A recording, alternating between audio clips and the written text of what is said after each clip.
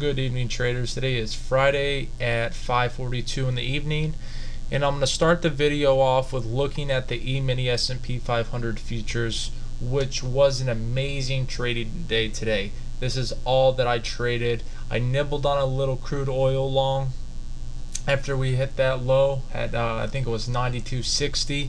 Then we rallied up, closed almost to 94 on crude, about 93.78. But that's a little off topic. Let's stay focused on the ES. So what do I see? I see that this 12.25 move down to this 12.08 was amazing. I caught about 4 points during this move down. Now you're probably saying 4 points on an 18-point move isn't impressive. Well, it is, because it wasn't a loser and I stuck to my trading plan. So we came down. A lot of people thought that this candle right here was going to be a pop and we were going to get back above the open and start rallying up over that 12.25 that everyone on the street's looking for. That wasn't the case. And that's why you see this next candle was a huge down candle, because they trapped all the longs.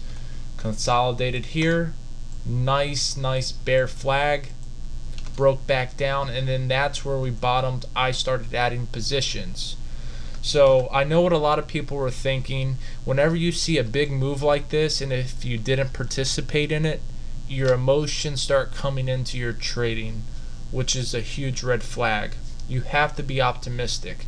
And even though this area right here was a pretty small range between 12.14 and 12.10, this area produced a lot of good trades, and I actually made more scalping in this area than I did on this move. As for me personally, my trading style deals with moving in short-term moves rather than long-term. Now in my swing account I have a little more risk tolerance because it's a little longer term. When I'm day trading, I'm always on the edge. I'm always focused. I'm at the computer the entire day. I hardly ever get off the seat. So what I've been noticing in my trading, when I've been writing in my trading journal each day, is whenever I'm in the zone and I get more than 3 trades that are good trades, and I actually could stay focused and not look around at other markets and just stay focused on what I'm trading, that's when I get the consecutive base hits and then eventually get that home run. So that's just me, but great day trading. And then let me just open up the extended session and show you what happened after the cash market closed in the last 15 minutes of futures. Check this out. Here's 4 p.m. 1600 hours where we closed. Look at this move: 12.10, 12.14 half, and then back down to a close of 12.10. This was a nice reversal, and I know a lot of people that I talk to, they don't trade the last 15 minutes. Now it's not always like this, but just never say you're not going to trade. You know, even if you have a good morning, don't take the rest of the day off. Sit there, observe the market, so you'll have an edge trading the next day. Alright, with that aside, let me switch back to the daily chart. Alright, here we go. So looking at a little longer term on the E-mini futures, I'll show you what I'm looking at. Obviously, this uptrend's still intact. And I'm going to show you why everyone was watching the 12.25 level today. I'm going to show you a bearish perspective, and then I'm going to show you the bullish perspective. Okay, the bearish perspective will be, look, we have a high right here, then we have a lower high, that alone's bearish, and then we have another lower high. So if you were a bear in this market, you're liking the action that we had over this past week. Check this volume out. Okay, we'll start off right here. We see this up move, and it was on rising volume, which was good. We saw the consolidation, which is always on a little lower volume, but then we saw the down move here on high volume.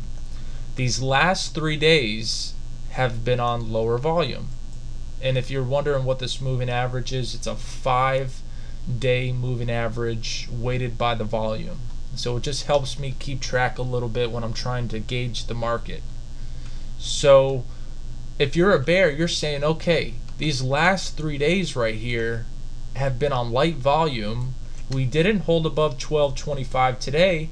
Maybe we're going to sell off back down to the 1200 level or around the 1190 where this uptrend is. And that may be the case. This Santa Claus rally may not come, but if it does, here's the bullish perspective. We need to hold over 1225. And what you will want to see Monday and Tuesday is maybe if we close here on Monday above around this resistance from Wednesday's high, and then we get a close up Tuesday that holds over 1225, then that could get you up to the 1260 level and possibly 1300. So for right now, I'm neutral on the market. I think that next week there's going to be a lot of volatility, so I'm super excited. I'm doing my homework. I'm not resting much. Next, I'm looking at gold, which had a huge move this week. Check this out. Look at this one candlestick right here. 1645 to 1565. If you were long this thinking that we were going to bounce off this support level, you really got hurt in this trade. So what do I see for gold? Now I know this Gartman guy is calling for 1550, which we almost hit down to 1450. Peter Schiff's advocating this is a buying opportunity, so don't listen to everyone else. Focus on your own objectives, because you may be a short-term trader, a scalper, and if you are a long-term trader and you think that Peter Schiff is right, you might want to enter here. I'm saying that for me to trade gold, I want to see it consolidate a little more, and I want to see the rally build up. This is not healthy right now if we went straight back up, because usually when that happens there's a high percentage that it's going to come right back down and possibly retest the low. So you see this low right here from yesterday's market. The good thing is for the bulls, we closed over that, and you might be able to have consolidation. So if you're day trading the crude markets, set your alert at the high from today and try to use that level to gauge the next move. We did have a downtrend here, so it was a pure technical breakdown once we got below the 1665 level. Next, I'll pull up crude oil. Alright, and I want to pull up the intraday chart for crude.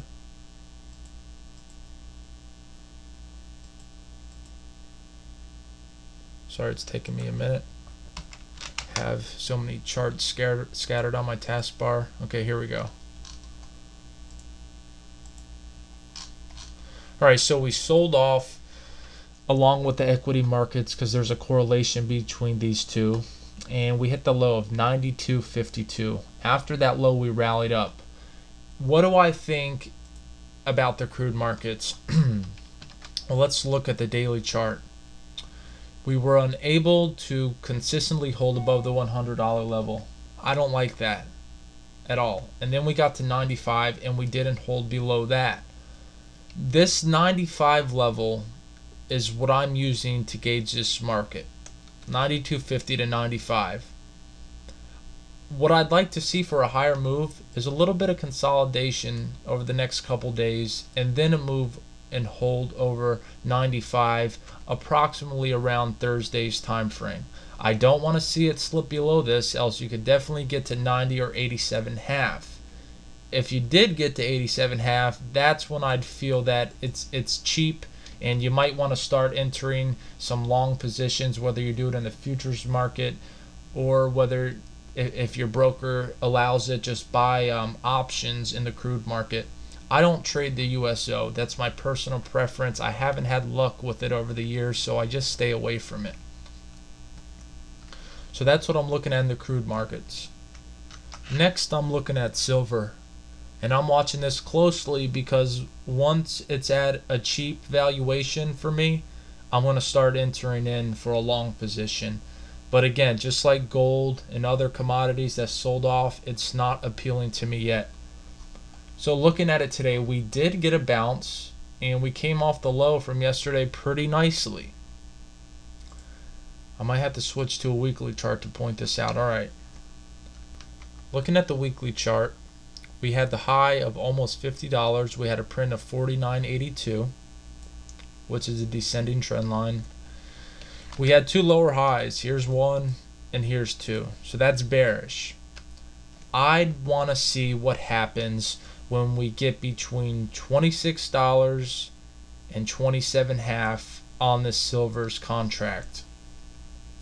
If we get down here to 26 and bounce off it, that's probably where I'm going to enter my position. If we get back above this candle right here, which the high was today, 32.30, you might be able to get a bounce back up to 34.5, maybe 35, then a little more consolidation before a higher move. All in all, long term, if you watch my videos, you know I'm still bullish on the metals. And then the last thing I'm going to take a look at is the US dollar index.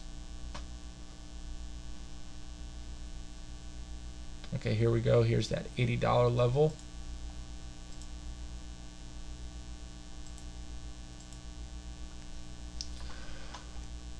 Alright, so we've shown a lot of strength in the US dollar lately, but going intraday, if you're looking at it, it just isn't too impressive to me, because almost every time we have gains, besides this day right here, which we had the belt hold formation, you had a sell-off from the highs that was pretty steep.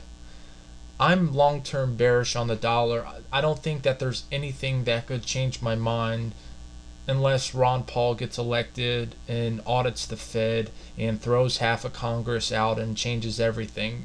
It just doesn't seem that we're going to change the path unless, like I said, Ron Paul gets elected. I don't see any of the other candidates sticking to their guns and repaying the deficit. I could rant about the US dollar for hours, but I just want to stick to the technicals. Now you see we're at some resistance right here, and we hit a high around 81.40 today. With a move that holds over 80, you might be able to get back up to 82, and if that happens, the market's going to sell off.